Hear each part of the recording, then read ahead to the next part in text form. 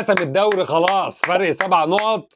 النهارده ريال مدريد اكل على عينه من مايوركا 2-1 في ارض مايوركا، واحنا كسبنا اتلتيكو مدريد للمره الرابعه على التوالي في ارض اتلتيكو مدريد. برشلونه يفوز على كتيبه دييجو سيميوني في الدوري عشان ننحي الدوري جانبا ونشوف بقى المعركتين اللي جايين في الشامبيونز ليج. يا عم دييجو سيميوني يا اللي مريح لي اللعيبه كلها واشوف الشقاوه.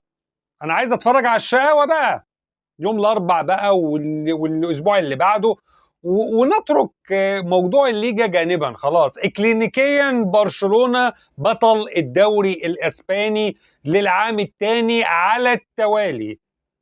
اقرب الملاحقين ليا فرق 7 نقط. صباح الفل يا باشا، انا كده خلصت الدوري بتاعي. اشوف بقى دوري الابطال هوصل بيه بالفرقه اللي معايا، اللي اغلبيه اللعيبه اللي قدام كحيانين.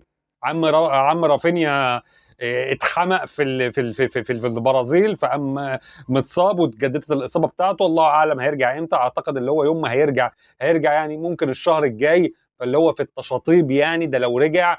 وعندنا واحد كحيان. بسم الله الرحمن الرحيم. عارفك قبل ما هتكتب الكومنت، بس انا هقول لك حاجه. راشفورد كحيان. هتقول لي جاب جون.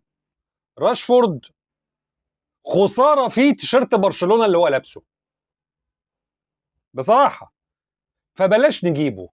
احنا اللي لبسناه الموسم ده عاره وبتاع، مش كفايه قوي، كفايه قوي. وفي لعيبه لازم تتفور بقى خلاص يعني. برضو فيران توريس ده تمام، كفايه قوي. ليفا اللي لغايه الان بيجيب اجوان احسن من الاثنين دول بوجهه نظر الشخصيه تماما تماما. على الاقل عمل لي حاجه من ساعه لما جه من بايرن ميونخ. غير كده لا. احنا بنتكلم في لعيبه انا ما اعرفش السي في بتاعها يتكتب فيه اللي هم لعبوا لبرشلونه ازاي، لا يستحقوه تماما. ولكن لو هنبدا نشوف التشكيله اللي نزل بها هانز فليك النهارده المباراه، مفيش تغييرات كتير الا اللهم في خط الوسط اللي هو النهارده لاعب ايريك جارسيا، او بدا بايريك جارسيا جنب بدري، وكان موجود خوان جارسيا طبعا.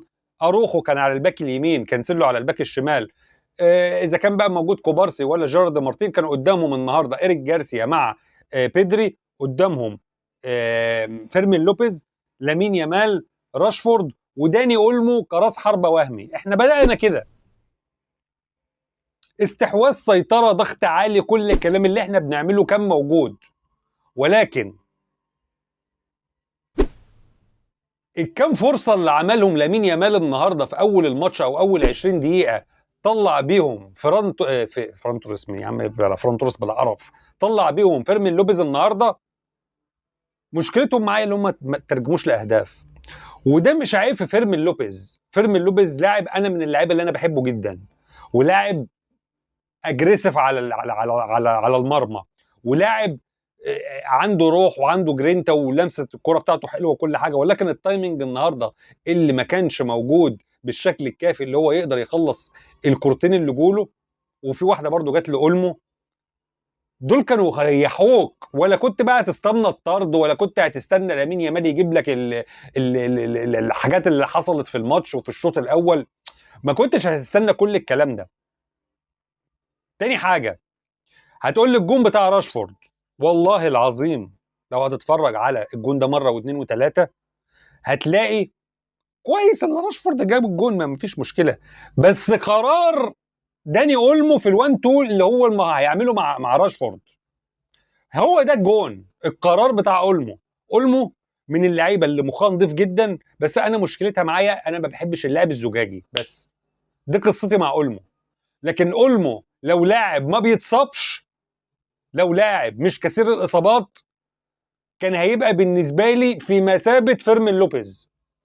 ما اقدرش استغنى عنه وما افكرش واطلع نادي واقول لا ده برشلونه جابه ليه. لو حد عايز يطلع من منظومه خط الوسط عشان نفك شويه فلوس يبقى نضحي باولمو عشان اصاباته الكتير، فقط لا غير، فقط لا غير. وكمان عشان التحاماته البدنيه مش احسن حاجه، ولكن ده ممكن هو يشتغل عليها لو بعد عن الاصابات. ولكن هو لاعب زجاجي طول عمره هيفضل كده. هو كان في لايبزيج كده وهو معاك في برشلونه كده، فهو طول عمره هيفضل كده. ولكن خد بالك من القرار اللي اخده عشان يعمل 1 2 مع راشفورد. راشفورد اللي ما بيحدش ولا عايز يلعبه ولا حد ولا هو بيلاعب حد معاه. يعني الجبهه بتاعته هو وكانسيلو الاثنين تحس اللي هم ما فيش اي تناغم، بل بالعكس كانسيلو بيبقى عايز حاجات او بيبقى في دماغه حاجات، وخش اعمل اندر لاب وانت تديني وانت تعمل اوفرلاب. راشفورد مش مساعده. راشفورد لاعب مفكر نفسه اللي هو لسه في السنه الوحيده الحزينه اليتيمه اللي عملها في مانشستر يونايتد، وبقى على حسها نجم. ما اعرفش نجم بناء عن ايه، ولكن انتوا عارفين يعني الصحافه الانجليزيه خصوصا مع اللعيبه الانجليز. فهو لغايه الان مفكر لما الكره معايا انا الحل، وانت ولا حل ولا نيله. انت واحد على واحد مفيش خالص، تعرفش حاجه عنها، سمعتش عنها اصلا، اخرك تتفرج عليها في زيك زينا. غير كده الكرييتيف بتاعك مفيش. انت عايز مرتدات اللي هو بقى ايه، يعني مش عايز فرقه استحواذيه من الاخر، عايز فدان تقعد تجري فيه. زي الجون اللي انت جبته مثلا مع منتخب انجلترا، الناس كلها قاعده تقول لك ولا شايف ولا مش ولا حاجه، اتفرج على الجون من اوله، اصلا جون عادي جدا ما فيهوش اي حاجه خالص، تصيط على الفاضي بس ماشي. فالقرار بتاع اولمو هو اللي خلى راشفورد يجيب الجون الاولاني. الجون الثاني اديني في العتاقي، سيبك من اللي هي خبطت في ليفاندوفسكي في كتفه وقامت داخله. رجع ثانيتين اتفرج على الجون من اوله. كانسيلو عمل كده، قام قاطع على القريبه، قام كانسيلو قام عادل راح كده، قام راجع، قام كانسيلو قام عامل كده وقام اتفرج على التحرك بتاع ليفاندوفسكي في الثلاث اربع ثواني بتوع قبل ما الكره تجيله. واحنا مش هنتكلم عن ليفاندوفسكي يعني كهداف تاريخي على مر تاريخ كرة القدم بصراحة، يعني من أحسن المهاجمين رقم 9 اللي جم في السنوات الأخيرة في كرة القدم العالمية عموما. ولكن السن ليه أحكام معاك، ولكن الخبرة شوف دي وشوف بتاعت فران توريس اللي قبليها. فران توريس قدام الجون يعتبر انفراد، ما دقت بيه الدنيا وشاطها في حارس المرمى موسو. هو موسو تألق فيها بصراحة، تألق فيها. ولكن هتقول لي اصل هو منحوس. طب وانا يعني انا ذنبي اللي انا المفروض الراس الحربه بتاعي يبقى منحوس؟ طب ما ليفا مش منحوسه، هي قرف، هي قرف، المهاجمين دول قرف. ولكن الابداع اللي بيعمله بيدري في نص الملعب قتل بحثا. الابداع اللي بيعمله لامين يامال في الملعب حاجه سوبر ونضج. وقال لي الواد اللي اتطرد ده، اللي اخذ انذار في انذار ده، او اخذ انذار وبعد كده اخذ طرد مباشر، انت مش عملت لي فيها حارس مرمى والكره كانت جايه لي في ظهرك انت ذات نفسك، ظهر المدافع ده، وعملت لي فيها حارس مرمى وطلعت مسكت الكوره ودي كانت ممكن تبقى شبه انفراد، وانا ما اعرفش الكوره دي اصلا ليه، عشان هي من بعد نص الملعب على طول ما تتحسبش طرد. طب ده اصلا انت لو جيت شفتها في الاعاده لامين يامال كان رايح على الجون لو الكره دي جت، وهي كانت جايه لولا هو قام طلع مسكها بايده اخذ الانذار. طب تعالى انت كده كده طردك عندي. وفعلا واحنا شفنا الفار وقف، الفار وقف عشان يشوف لامين يامال اوفسايد ولا لا، طلعت مش اوفسايد، وعايز يشوف اللي هو كارت احمر مباشر ولا انذار تاني، حوار ملناش اي دعوه بيه ولا ليه اي لازمه لبرشلونه. ولكن تحكيم يعني بياخد وقته في الفار، حاجه تقرف يعني بصراحه. الملخص كل ده، واتلتيكو مدريد ما لعبش بالاساسيين خصوصا بالتشكيله اللي هو نازل بيها في الشوط الاول. ماشي، حتى يعني يعتبر الاساسي اللي كان موجود في التشكيله اللي نزلت في بدايه المباراه سيميوني الصغير جوليانو ده، هو ده يعتبر الاساسي اللي انا كنت شايفه. غير كده ما فيش حد من اللي كانوا بيلعبوا او اللي بداوا من المباراه اساسيين. لو نورمال انا مش عارف المدافع، انا مش عارف هو بيلعب اساسي ولا لا، بس حتى لو كان بيلعب اساسي يبقى اتنين. لكن ما فيش الفاريز، ما فيش لوكمان، ما فيش الترسانه بتاعت خط الوسط، ما فيش الترسانه بتاعت خط الدفاع. الواد اللي هو الباك الشمال الايطالي نزل، خيمينيز اعتقد المدافع ده ما بيلعبش اساسي، اعتقد ما بيلعبش اساسي. يعني انت محضر لي اللي هو بقى انا هنزل لك بالكتيبه بقى يوم الثلاث ولا يوم الاربع، الله مش فاكر هو يوم الاربع، وهنشوف وهنجز وهنعمل، والدوري غير الشامبيونز تمام يا عم سيميوني، انا معاك للاخر. انا كنت بس عايز افصل موضوع الدوري ده واخلص موضوع الدوري ده وقت الموضوع الدوري ده خالص النهارده، عشان ابص للي جاي لي بقى في الشامبيونز ليج، اللي انا هشوف بقى انا هعمل معاك ايه وهعمل مع اللي بعديك ايه لما اعديك، اللي هو بقى اذا كان ارسنال او اذا كان سبورتنج لشبونه. نفضل الليله دي شويه، ما يبقاش في دماغي بقى حوار الدوري وانا عندي الماتش الجاي واسبانيول وعلى ارضي، بس اسبانيول مش عارف ايه، ولا الماتش اللي جاي مع اقرب ايه، ولا افكر في كلاسيكو كمان شهر ولا اكتر من شهر. قتلنا الليله دي.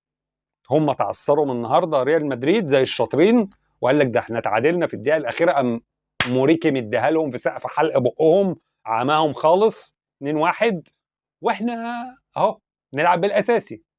خايف بس من اصابه برنال، اتبدل إيريك جارسيا يا جماعه النهارده، يعني كان بادئ نص ملعب، وبعد كده لما اروخو طلع قال لك اصل الخلفيه وبتاع ومش ماشي، ارجع يا عم إيريك جارسيا باك يمين وانزل يا برنال اتصاب، تعالى معلش يا عم إيريك جارسيا خليك زي ما كنت في وسط الملعب وانزل يا كوندي. كل ده بقى كوم. وفرحتي بعودة الجولدن بوي جافي. وجافي اصلا بتاع مباريات اتلتيكو مدريد. انا ما عنديش اللعيب اللي بلغتنا العاميه العربجي اللي بيخش ويعمل ويهبد ويسوي ويتخانق هو جافي اللي عندي الوحيد اللي بيعمل كده في برشلونه، واسترجعته الحمد لله. بس برضه النهارده دخل دخله قويه كان ممكن نتصاب فيها. فهي دي مشكله جافي، اللي هو بيضحي برجله وبيضحي بنفسه من اجل اللعبه اللي هو فيها. دي مشكله، ولكن لاعب انا بحبه وبحترمه جدا وفرحان جدا عشان عوده جافي دي كانت بعد غياب طويل قوي. هتفرق معايا لو جافي واحده واحده اكيد، يعني الراجل يعني راجع من غياب طويل، هياخد وقت عشان يجيب فورمه، ولكن في اللي انا فيه ده في الشهر الاخير ده هيفرق جدا مع فريق برشلونه. مبروك عزيزي البرشلوني، عزيزي الكتالوني. الليجا تتحدث الكتالونيه بطلاقه لمده موسمين على التوالي بنسبه 90%، 95% اكلينيكيا. الليجا الاسبانيه برشلونيه. في الاول وفي الاخر بحب اقول كل اللي بقوله ده وجهه نظر شخصيه، اهم حاجه وجهه نظر حضرتك في الكومنتات هستناها. لو بتحب الحلقات دي يا ريت تعمل لايك وشير وسبسكرايب، اشترك في القناه لو مش مشترك. معاك خالد الشناوي، برنامج فار. سلام.